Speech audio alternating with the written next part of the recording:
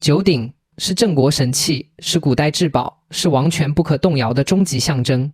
在中国这片古老的大地上，没有任何一件器物能像九鼎一样承载如此沉重的历史分量和如此神秘的传奇色彩。相传在夏朝初年，大禹划分天下为九州：冀州、兖州、青州、徐州、扬州、荆州、豫州、凉州、雍州。九州之内，山川形胜，万物峥嵘。大禹命九州牧首各自贡献本州最上等的青铜，汇集天下能工巧匠，铸造了9个青铜巨鼎。一鼎象征一州，九鼎象征九州。鼎身之上刻满了各州的名山大川、珍禽异兽、奇花异草、形胜之地。每一笔刻痕都是大地的轮廓，每一缕纹饰都是天命的印记。这9个鼎凝聚了天下的山川灵气与王权的至高威严。当他们在祭坛上依次排开时，整个华夏大地的版图仿佛就在那9尊青铜之中缓缓展开。从此，这9尊巨鼎成为夏、商、周3代传国的镇国之宝。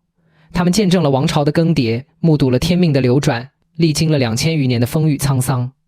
然而，就在秦灭6国、天下一统之后，九鼎这9个曾经标志着天下归属的至高重器，竟如同人间蒸发一般，再无确凿的音讯。2000年来，无数帝王将相、文人墨客苦苦追寻他们的踪迹。秦始皇在泗水之滨下令打捞，徒劳无功。汉代的史家留下了扑朔迷离的记载，唐代的诗人为此写下了无尽感慨，清代的学者提出了令人心惊的猜测。然而，始终没有人能够给出确切的答案。九鼎是否仍然存在？他们究竟去了哪里？这是一个贯穿了2000年华夏历史，至今无人能解的千古谜案。九鼎的铸造是中国上古史中最重大也最神秘的政治事件之一。关于它的具体过程，最早的详细记载出自《春秋左氏传》，也就是我们通常所说的《左传》。据《左传》记载，夏朝初年，大禹治理滔天洪水，定九州，治共赋。在完成这一旷世伟业之后，大禹将天下划分为9个州，每个州设一名州牧来管理。随后，大禹的儿子，也就是夏朝真正的开国君主夏启，发出了一个震惊天下的命令：9州的州牧各自贡献本州最优质的青铜，汇聚到夏朝的都城，用来铸造9尊代表天下9州的巨鼎。但在铸造之前，还有一项更为浩大的工程要做。夏启派出使者和画师走遍全国9州，他们跋山涉水，将每州的名山大川一一勘察，将形胜之地一一描绘，将奇珍异兽一一写生。从冀州的苍茫大野到扬州的烟波水乡，从雍州的黄土高原到荆州的云梦大泽，每一处山川的形态，每一条河流的走向，每一种物产的模样，都被精心绘制成图册。当所有的图册汇集到都城之后，夏启挑选了当时天下最著名的工匠，将这些图景一一仿刻于9鼎之身，每一尊鼎代表一个州，每一尊鼎之上刻画的正是该州独一无二的山川地理与风物特产。这9尊鼎的名字，每一尊都对应着一个州的名字。冀州鼎代表北方的辽阔大地，兖州鼎代表东方的大河之滨，青州鼎代表山东半岛的郁郁青山，徐州鼎代表淮泗之间的平原沃野，扬州鼎代表江南水乡的富饶丰腴，荆州鼎代表江汉之间的云梦大泽，豫州鼎代表中原腹地的天下之中，凉州鼎代表西南的山川险峻，雍州鼎代表关中的王畿之地。在这9尊鼎中，豫州鼎位于中央，因为豫州就是古代中国的中心地带。这尊鼎也被称为龙纹赤鼎，被视为9鼎之首，它是天命的象征，是王权的核心。豫州鼎在格式上与其余8鼎有所不同，其龙头纹饰与赤铜色泽使它呈现出独一无二的威仪。后世有研究认为，龙纹赤鼎之所以被单独强调，不仅因为豫州地处中原，更因为它是周王室在举行国家大典时唯一会被移出安放位置的鼎，象征天子居中御疾，君临天下。关于夏启这个人，在《山海经·大荒西经》里还有一个非常有意思的记载：夏后开，也就是夏启，他耳2青蛇，成2龙。这个意象极其震撼，耳朵上挂着2条青蛇，脚下架着2条飞龙。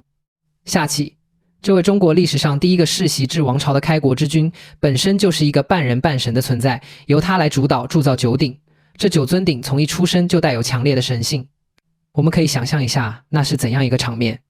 在夏朝的都城，巨大的熔炉日夜不息，工匠们用最原始的工具做出了最精密的铸造。当9尊巨鼎依次排开的那一天，阳光洒在青铜之上，顶身上的山川纹路条条分明，飞禽走兽呼之欲出。夏启站在九鼎之前，宣告天下：普天之下，莫非王土；率土之滨，莫非王臣。这九尊鼎就是这句话的青铜化身，从此九鼎成了国家最重要的重器。夏朝已降，后世所有的政治话语中，九鼎都是最核心的隐喻。谁想夺取天子之位，不必明说我要当皇帝，只需要问一句周鼎轻重几何，天下人就都知道他的野心了。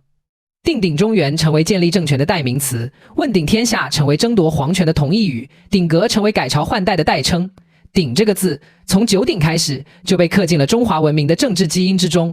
九鼎筑成之后，便被安放在夏朝的都城。他们是镇国之宝，是王权的化身，是天命的物化。只要九鼎还在，就意味着天子受命于天，意味着王朝的合法性不容置疑。但是天命并非一成不变的。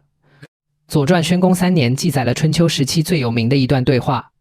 周大夫王孙满对楚庄王说了一段广为流传的话：夏桀昏庸无道，九鼎迁于商朝；商纣暴虐失德，九鼎迁于周朝。如果国君有德，鼎即使再小也是重的；如果国君失德，鼎即使再大也是轻的。这段话实际上提出了一个深刻的政治哲学：天命不是永远属于某一个家族的，他看的是君主是否有德行。夏桀之所以失天下，不是因为他的武力不够强，而是因为他失去了德行。商纣之所以亡国，同样是因为他丧失了天命。九鼎的流转就是天命的流转，历史确实如此。夏朝末年，夏桀荒淫无道，民不聊生。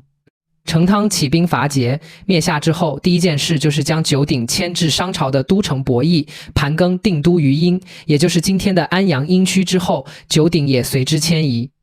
几百年的时间里，9个巨鼎就静静地矗立在商朝的宗庙之中，见证着商朝的兴衰起伏。随着商纣王的暴虐统治走向终结，周武王率领诸侯联军攻入朝歌。灭商之后，周武王做的第一件事就是公开展示九鼎，向天下宣告天命已经转移，夏桀和商纣失去的东西，周人得到了。为了让天下人都信服，周武王举行了一场隆重的天命告祭仪式，请九鼎列阵于军中，让各路诸侯亲眼看到这9尊神器的转移。到了周成王即位后，王朝的政治中心需要重新布局。周公旦精心营建了东都洛邑，也就是今天的历史名城洛阳。洛邑位于天下之中，四通八达，是统治九州最理想的位置。周公将九鼎从西方的镐京，也就是今天的西安附近，一路东迁至洛阳，安放在明堂之中。明堂是古代天子举行朝会、祭祀、颁布政令的最重要的场所。九鼎被安放在明堂的最中央，四面八方的诸侯来朝见天子时，第一眼就能看到这9尊象征着天下统一的巨鼎。史书对此有明确记载，成王派赵公再次营造洛邑，完成武王未尽的心愿。周公又反复补事和勘察，最终营筑洛邑，将九鼎安置于此，这就是历史上赫赫有名的定鼎洛邑。直到今天，洛阳还有一条城市主干道叫定鼎路，见证着3000年前那个伟大的时刻。当驾车驶过洛阳定鼎路的立交桥时，谁能想到脚下这片土地曾经安放过中国最早的镇国神器。然而，随着周平王东迁洛邑，历史进入了东周时代。此时的周王室虽然名义上仍然是天下共主，但实际上已经日渐衰微。周天子能够直接控制的土地越来越小，军队越来越少，诸侯国的实力反而越来越大。礼崩乐坏的时代开始了。各路诸侯开始感到好奇，那9尊象征着天下权力的鼎，既然周天子已经保不住了，我们是不是可以问一问他们的重量？于是，历史上最著名的问鼎事件发生了。公元前606年，春秋5霸之一的楚庄王率领大军北上，讨伐陆浑之戎。他故意将军队开到了东周首都洛阳的南郊，在那里举行了一场盛大的阅兵仪式。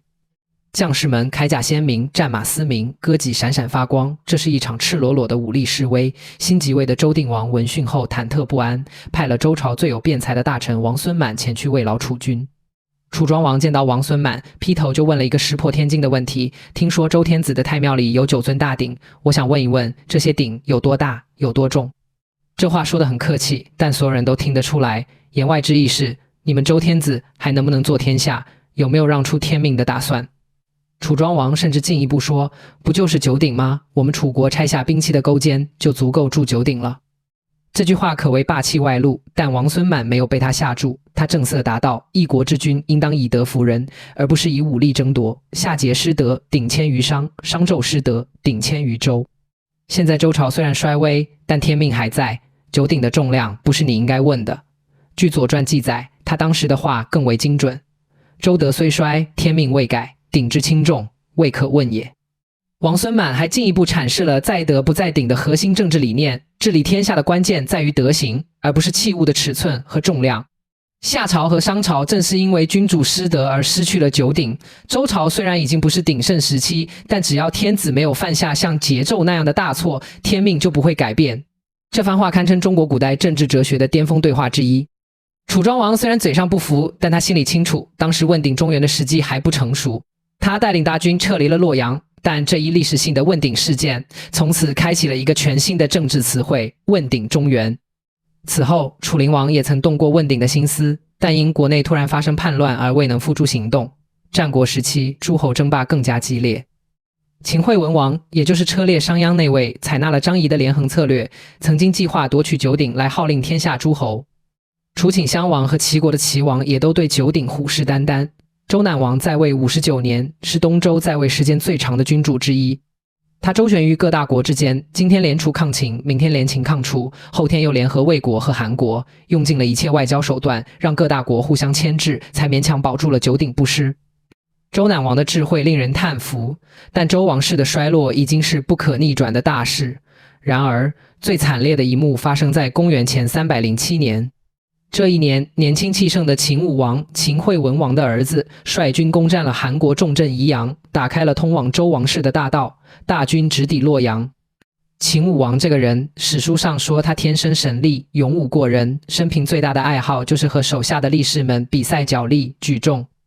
他手下有一群大力士，孟说、任比、乌霍等都是闻名天下的大力士，被他封为大官。对于普通人而言，洛阳只是一个政治中心，但在秦武王眼中，这里是藏有九鼎的圣地，那可是传说中天命所归的至高神器。秦武王进入太庙，终于见到了那9尊传说中的巨鼎，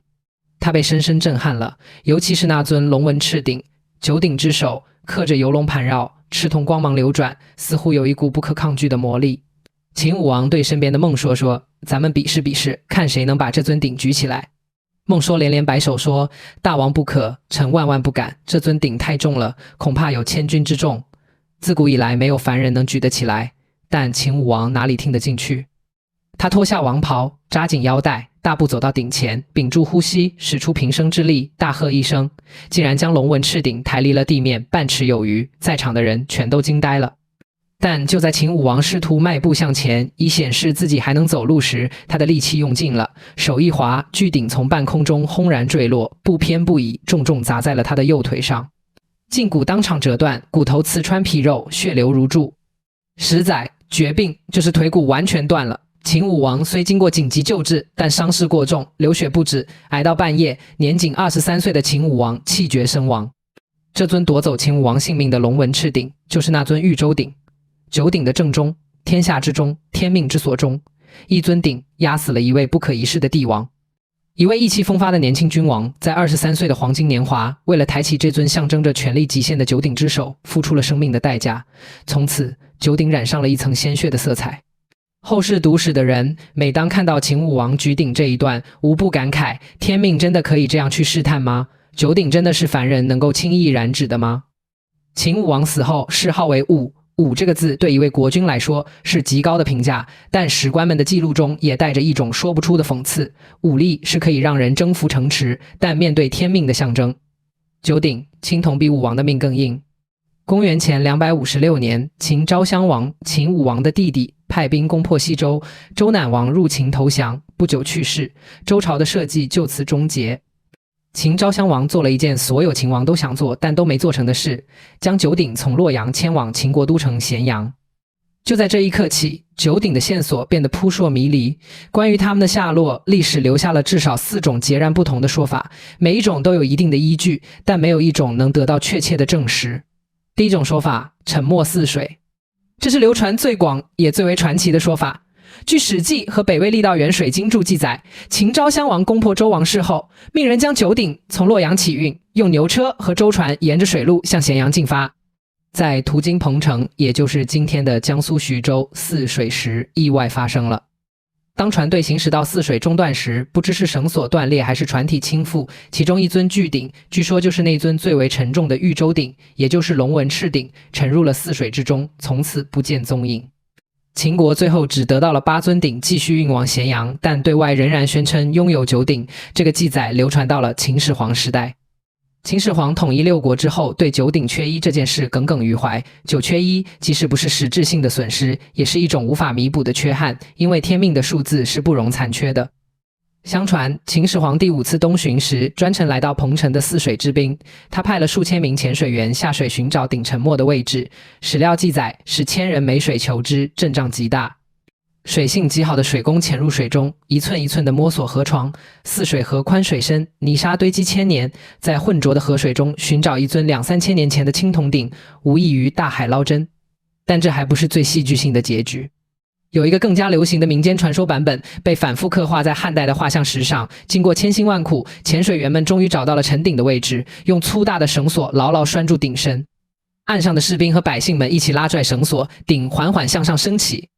眼看着鼎就要露出水面了，所有人都屏住了呼吸，但就在这一刻，奇迹发生了。水底突然窜出一条巨龙，张开大口，一口咬断了绳索。巨鼎重新坠入深水之中，再也没有上来。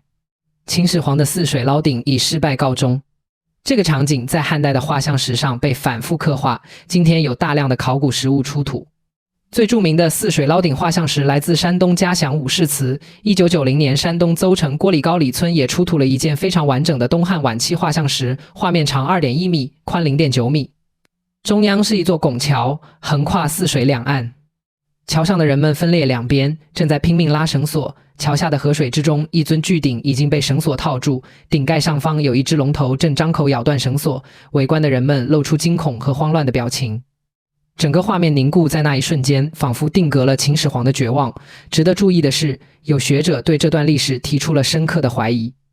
他们认为，所谓的泗水捞鼎很可能不是一个真实的历史事件，而是西汉初期的一种政治宣传。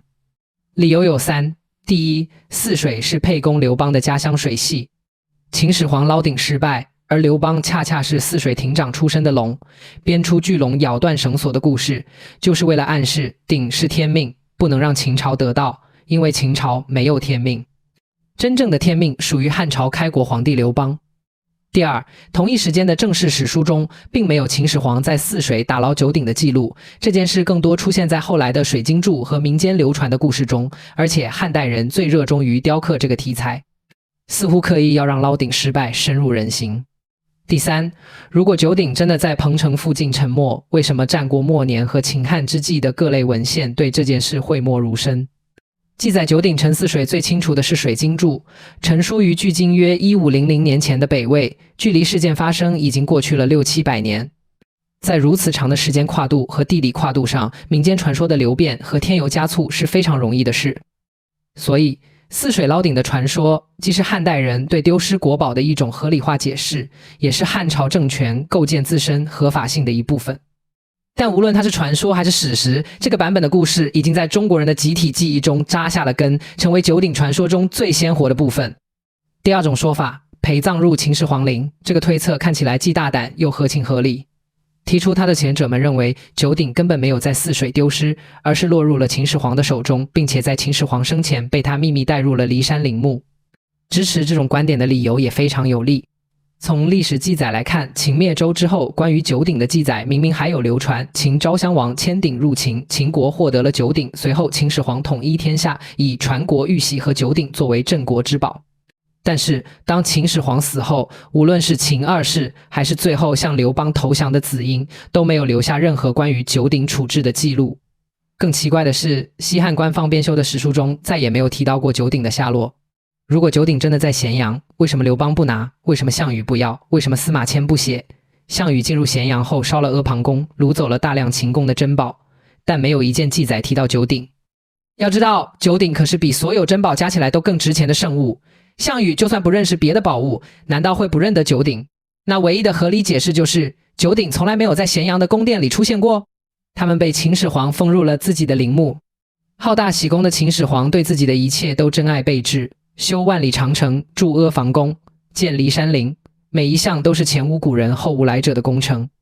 九鼎作为三代传国的最高圣物，对秦始皇来说，其意义早已超越了器物本身，它代表着天命在秦。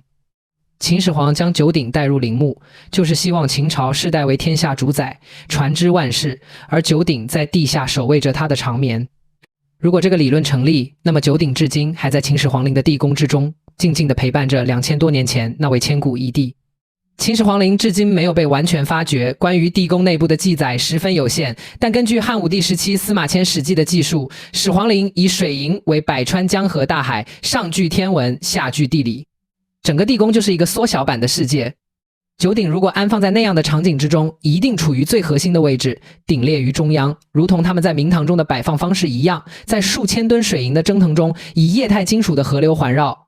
守着3000年前的天命之阵。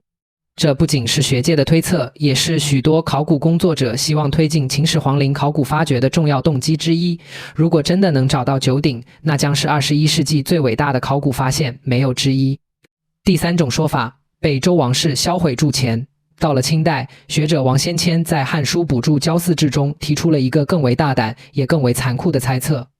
王先谦的判断基于东周末年的真实处境，到了战国时期，周王室连自己的土地都快保不住了，财政极度困难，国用不足，连周赧王本人的日常生活都捉襟见肘。当时有一句著名的成语叫债台高筑，说的就是周赧王，他欠了一屁股债，为了躲避债主，不得不躲到宫中的一座高台上去。堂堂天下共主，沦落到了无处可躲的地步。而就在此时，各路诸侯国秦、齐、楚、赵、魏、韩都对九鼎虎视眈眈。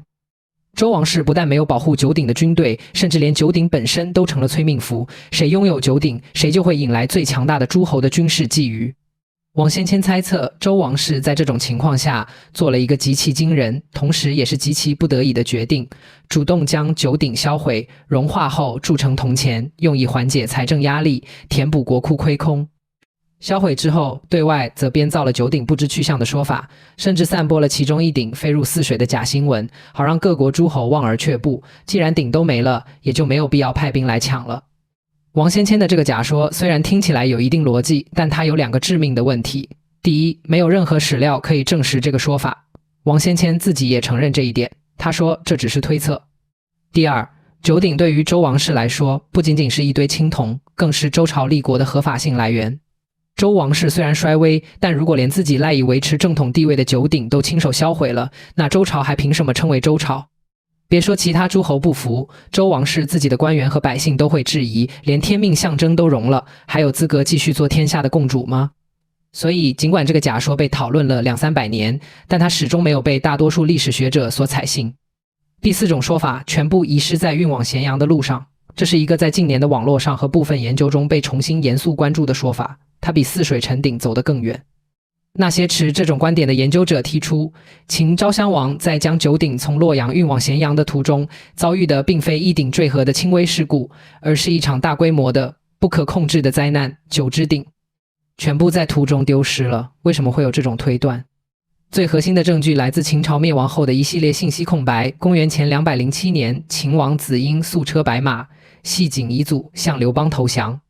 史书记载，他献上了传国玉玺和皇帝符节，但没有一个字提到九鼎。刘邦进入咸阳后，萧何第一件事就是派人保护秦朝的档案律法和图书典籍，但没有任何关于九鼎登记在册的记载。项羽随后进入咸阳，杀了子婴，烧了宫室，掳走了秦庭的美女和宝物，也没有九鼎。司马迁作为汉朝的太史公，能接触到的档案资料是最全面、最权威的。他在《史记》中多处写到九鼎的历史，但写到秦灭周之后，九鼎的下落就变得十分模糊和暧昧，没有像写传国玉玺那样给出明确的下落。现存于世的汉代史料，包括《史记》、《汉书》在内，从没有任何一则记载明确描述过九鼎被放置在秦宫中的场景。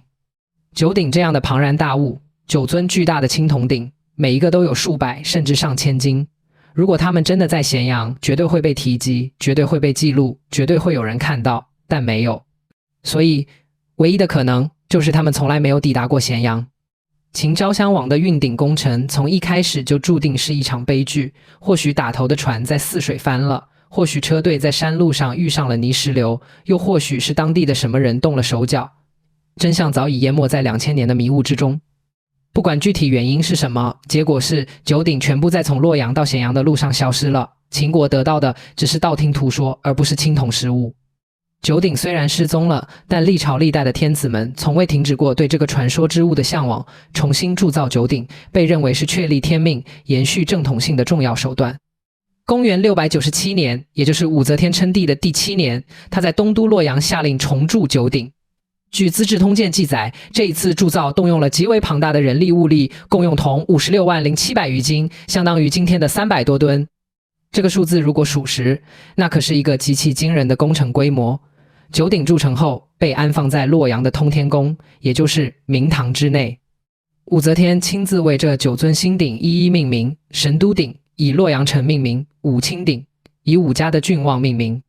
长安鼎以大唐的首都命名，日关鼎象征泰山，邵阳鼎象征东方，东园鼎象征东平大地，江都鼎象征扬州，成都鼎象征巴蜀，江陵鼎象征荆州。每个鼎高1丈4尺，相当于4米多高，可以容纳1200石的粮食。鼎身之上同样刻有各州的山川物产图案。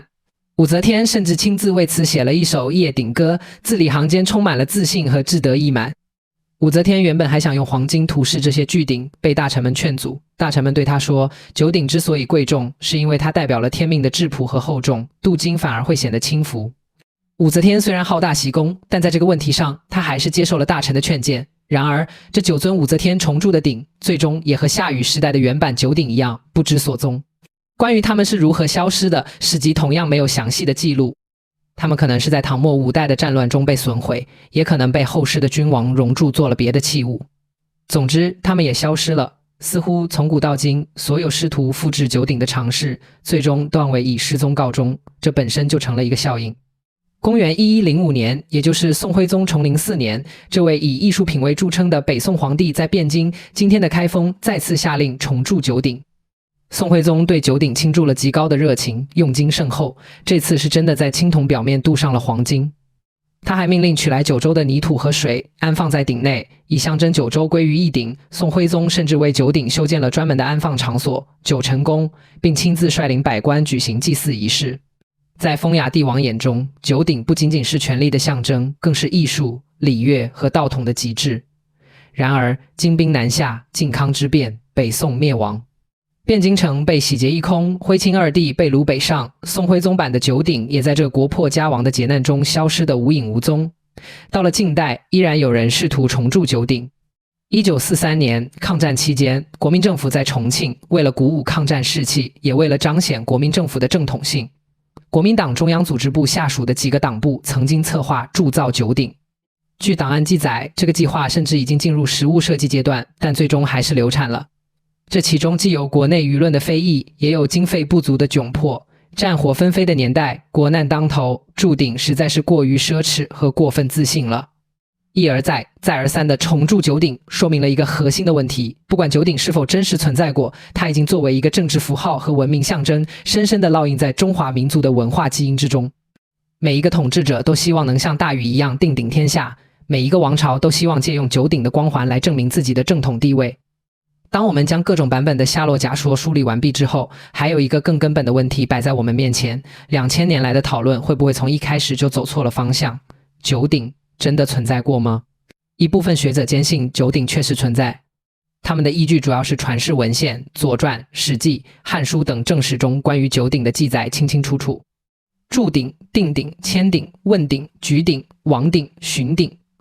这一整套关于九鼎的完整叙事贯穿了中国早期历史的始终。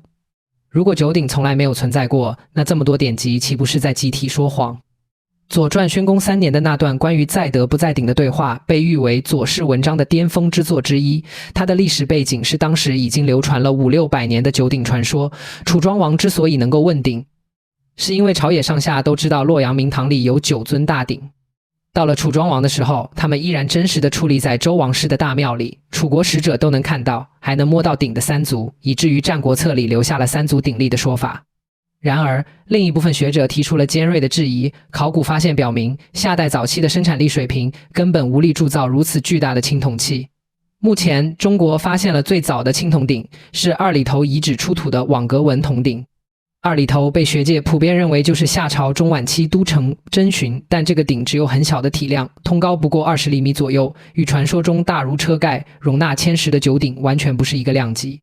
夏商周断代工程虽然对夏代的历史框架做了大量的推定和修正，但是至今未能提供夏代存在大规模青铜铸造技术的直接考古证据，既没有发现可以铸造数百斤大鼎的熔炉遗迹，也没有发现相应的铸范。目前中国出土的商代早期的最大青铜器是郑州南顺城街出土的巨型方鼎，重量达到86.4公斤，这已经是商代早期的极限了，而传说中的鱼鼎比这个大得多得多。更有甚者，有些学者如顾颉刚为代表的古史辨派认为，九州这个概念连同九鼎的传说很可能是在战国时代才开始形成的，战国七雄争霸天下的格局，催生了九州归一的政治想象。周王室为了维持日渐衰微的正统性，也可能将大禹铸造九鼎的传说不断放大。换句话说，禹铸九鼎更像是战国后期至汉代的集体叙事创造，它是为大一统政治观念背书的神话，而不是一个可证实的历史事件。但我们也不能完全走向彻底否定，二里头遗址的考古发掘至今仍在持续，也许某一天地下会出土一块铭文或者一尊更大的鼎，改写我们的认知。商代妇好墓出土的重达100多公斤的三连眼等大型青铜器，至少说明到了商代晚期，先民已经能够铸造数百斤的青铜器。假如有夏代的巨型青铜器尚未出土，或者夏代的都城尚未真正被找到，那一切就都还存在变数。两种观点至今无法调和九鼎是否真实存在。如果存在，它们消失于何处？如果不存在，他们是如何在文字中被如此生动地传抄了近3000年？这本身已经成了一个谜中谜。纵观中国历代史籍，关于九鼎下落的材料虽多，但往往自相矛盾，提不出充分可靠的依据。沉鱼似水，却打捞无果；陪葬秦陵，却又无法验证；销毁铸钱，却没有任何实证；从未存在，却又被典籍反复记载了2000年。这条条线索交织在一起，如同一个永远解不开的死结。九鼎，这9个承载了华夏民族最早国家记忆的青铜巨器，它们是否仍然深埋在某个不为人知的地方，等待着被重新发现的一天？在深不可测的泗水河床之下，在被考古工作者无数次用探地雷达扫描的始皇陵地宫之中，或者是在某座尚未被发现的神秘古墓的一角，青铜的光芒或许从未熄灭。还是说，它们早已融化为铜水，化为流通的货币，在无数人的手中流转，最终归于尘土，化作大地的一部分？那么2000年来，所有关于他们的故事，所有的问鼎和举鼎，所有的争夺和守护，都不过是被深深埋在记忆深处的怀旧。亦或他们从一开始就是一个伟大的传说，一个古人为了凝聚天下人心而编织的宏大叙事，9个从未存在过的鼎，支撑起了中国人对统一、对天命、对正统的坚守。从某种意义上说，这个虚构的力量比实物更加震撼，更加不可替代。也许只有当秦始皇陵真正打开的那一天，当考古探方深入最深处的那一刻，我们才能真正知道答案。也许某次意外的大型基建工程中，青铜的光芒再次刺破泥土，就像三星堆那样震撼世界的意外发现，我们能一睹3000年国宝的真容。也许电子扫描技术有一天能先于发掘揭示地宫内部的秘密，又或许这9尊鼎千百年后将永远安安静静地沉睡在某处无人涉足的地方，就像他们沉沉睡了这几千年一样，一切都不急于回答。这就是九鼎消失之谜，中国第一国宝为什么失踪，何时能重见天日？在揭晓答案之前，每一个人都可以有自己的想象。